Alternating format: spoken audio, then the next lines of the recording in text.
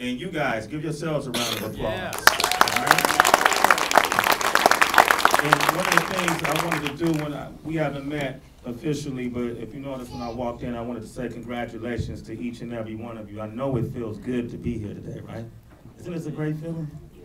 You know, look how you're dressed. You got your robes on. You're going to receive these certificates. You started something and you finished something. Doesn't that feel wonderful? There's nothing better than that feeling when you know that you accomplished something, that you invested your time, your energy into your best resource, your natural resource. The best resource you have is yourselves. So give yourselves a round of applause. One of the reasons why I'm here, I didn't prepare a speech or anything like that. That's kind of not my style, but when I heard the theme of the program was against all odds, is it changing the odds? I could relate to it. I grew up, and I'll tell you why. I'm from the Bay, from East Oakland, 23rd Ave. Born and raised, Highland Hospital, Manzanita Elementary, Bret Harte Junior High, Oakland High School. Youngest of 3, grew up on welfare in East Oakland.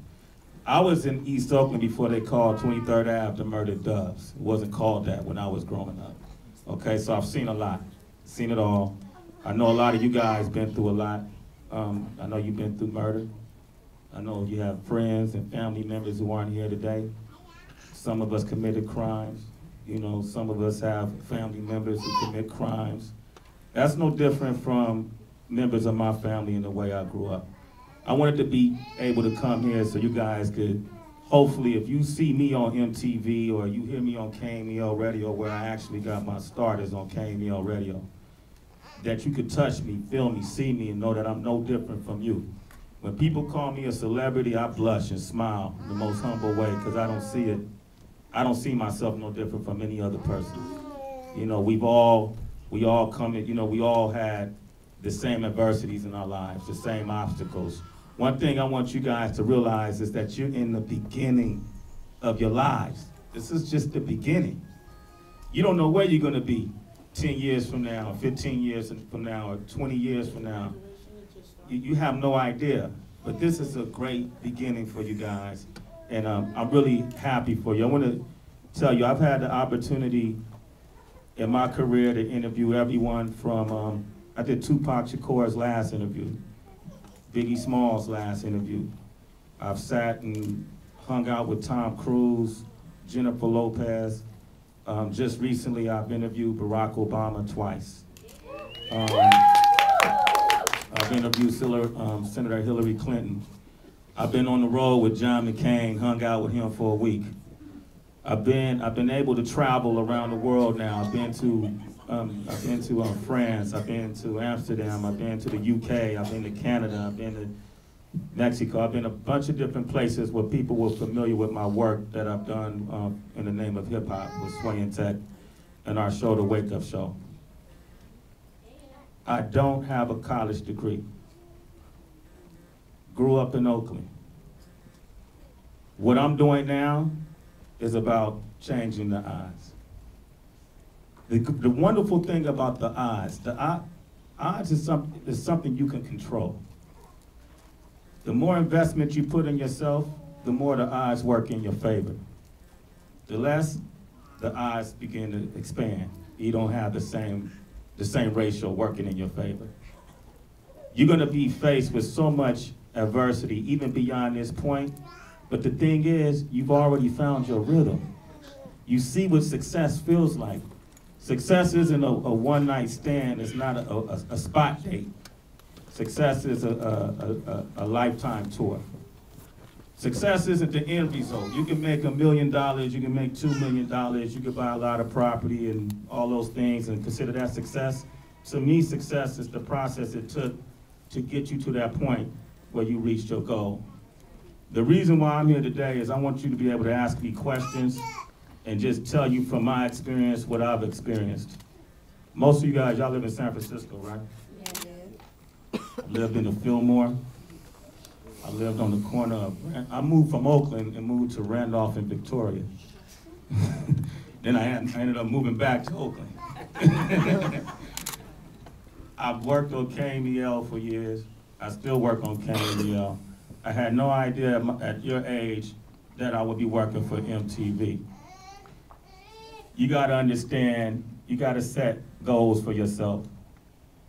I used to do these things, what I call paradigms, where I would draw a triangle when I lived in my mother's house, and I would set my goal at the top of that triangle, and in a corner I would put how much time I think it would take for me to get there, and in the other corner I would put what it is that I thought I needed to do to get there. And every day, and I'm only going to give you suggestions and advice. Everybody finds their path, different ways. What I used to do is every day I would write down any and everything I did to bring me closer to that goal, whether it was a phone call, whether someone hung up in my face, whether I went to an office and couldn't get a meeting, or whether I got that meeting. And at the end of the month, I would read everything I wrote down. It would become tangible to me where I could see that I'm making progress. In that process, it kept me away from things that would distract me from reaching my goal. Y'all know what's happening in the Bay. You definitely know what's happening in the streets. Every time I come home, I'm hearing this story. Somebody either got, something's happening. I don't even have to read the news lines. You know what's going on in the Bay. You gotta understand, for me, when I come home, and that's the majority of the information I get, it hurts my heart. Because I don't feel guilty about it, but it makes me strive even harder to become more of a motivational force for you guys. If people see me who are from the Bay Area, knowing that I'm from the Bay, and I'm gonna be at the DNC this weekend talking with whatever future world leader, or the RNC, the Republican National Convention, the following week talking to whatever potential world leader, then you know if I'm able to do it with the odds I had working with me, that you're able to do it, if that's what you choose to do. Whatever it is you choose to do. I didn't get a college education because I couldn't afford it. I went to Merritt College in Oakland for 1 year, and I ran track. I was pretty fast too, so. I used to bowl, so I used to, in order to pay for my books, we used to bowl for money. And that's how I would pay for my books, but I couldn't afford to transfer it. I wanted to go to San Francisco State, but I couldn't afford it. Fortunately for me, I was able to read. And what I wanted to do initially is go into law and work in the music industry, but the only way I felt I can do it is by making music. So my partner, King Tech, and I put out records independently, which led to us working on KMEL. In the process, I was able to afford to pay for the extended curriculum that they have at San Francisco State and take law aspects of the music industry as well as marketing classes that taught me how to put out records independently, promote, market them, and create a network and create an enterprise. And once I started working on KMEL, I started my own promotion company, a marketing company. Are you bored with me? No, I'm joking. I'm tired too, bro. And I started these companies, but I learned about it. Cause and I want to encourage each and every one of you, if you can, to try to get further education, higher education. But you're in a new media age. If you can't go to a college campus, all the information you need to help you reach your goals is right there online. If you don't have enough to pay for the internet, then go to the library and find it there. Or you got a homie, somebody got internet access to get it there. And the reason why I say that is the more information you obtain, the better prepared you become in life, the better choices you make consistently and constantly, and that's how you continue to change the odds. You guys got to this point. It's great when you receive these certificates and people acknowledge your accomplishments. I know it feels good.